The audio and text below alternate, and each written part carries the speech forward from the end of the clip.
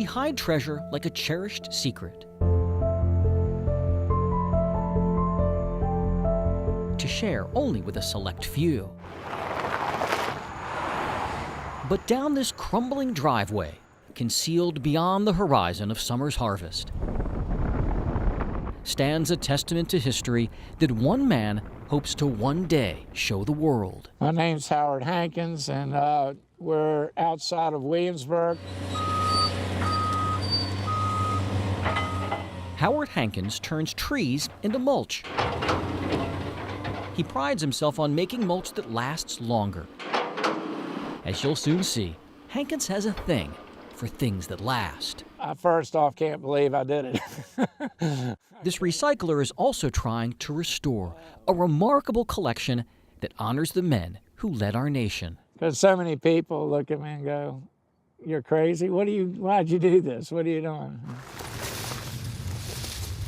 Push past the weeds and cattails on this 400-acre property, and you'll find an unlikely gathering of political giants. It's almost like Mount Rushmore. We got them all.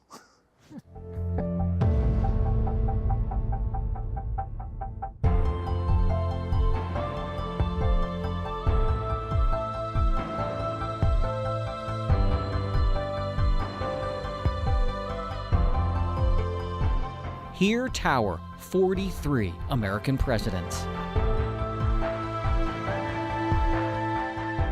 It's unbelievable, the detail, and to be so big. The eyes are looking at you. Their steely gazes, some determined, others ghostly, are all the more impressive thanks to the stature of these haunting sculptures. Each effigy stands 20 feet tall, every detail distinct, from Ike's uniform to Truman's glasses. A lot of Texans and a lot of Virginians. We got Mr. Roosevelt, and back there is George Bush Sr. You got Johnson over there, LBJ. Wilson's over there, he's a little destroyed. You got Kennedy behind Carter. Yeah, he's back around the corner.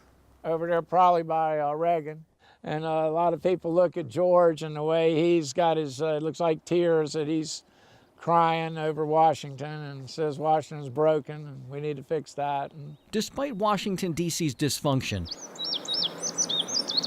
Hankins has yet to hear a cross word out here. They're all getting along real well here. I haven't heard an argument out of them. The men behind these plaster facades faced the defining moments in American history: war, economic upheaval, social injustice, and the immeasurable responsibility of forging a republic. The earlier ones are my favorite, I would say. They came up with the ideas. And it's the ones today, like a Reagan or Kennedy, that were strong presidents and stood up for America and sort of backed what those guys wrote about. And, of course, George Washington, all he did to fight the British, and that was a lot of courage to do what those guys did in that day. It's those timeless ideals that inspired this 62-year-old to preserve these icons of power. I just couldn't see destroying them. Teddy, Taft, and the rest of this elite gathering once lived at the nearby President's Park. It opened in 2004. Hankins helped to build the facility, which went, well, bust in 2010.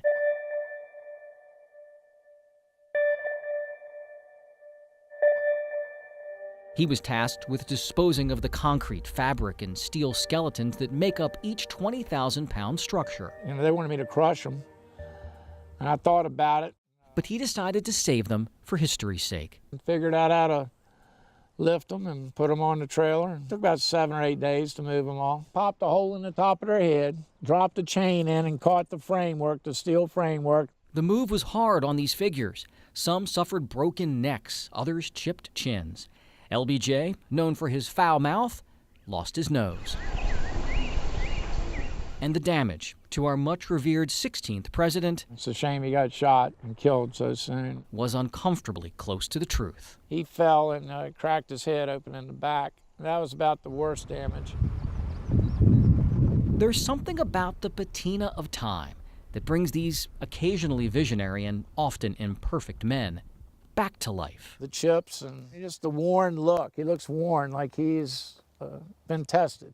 And with the deterioration, it makes them look more real than when they were in perfect repair. Hankins is now restoring the statues. He started with Andrew Jackson. And he needs a little touch up, but he's down to ready for his final coat of paint and a little fine sanding and stuff. But he's got all his hair and eyebrows, got his nose intact, no bees in it. Bees? Some of the statues back there got bees nest up their nose. Hankins says in 6 months, all the statues will be ready for their new home. I want to get it out there. I want to build a museum, and I want people to talk about it. Hankins is designing a new park to be built in the Richmond area, and he plans to make bronze copies of each one for another park in New Jersey. All 43 are out here. 44? 43. Where's 44? He's in the trailer. I got a little ahead of him. The old park didn't have the money to build President Obama, but Hankins assures us a new sculptor will build a full-sized 44, along with November's White House winner. No, you never know. It's a funny world, you know. Maybe we can educate everybody on why they are voting. That'd be a good thing to do. Now the nation faces a new dawn and a consequential choice. At night, it gets a little weird out here. Who will next shape the landscape of our lives and join this treasured cast as the 45th President of the United States? Jay Korf, ABC 7 News.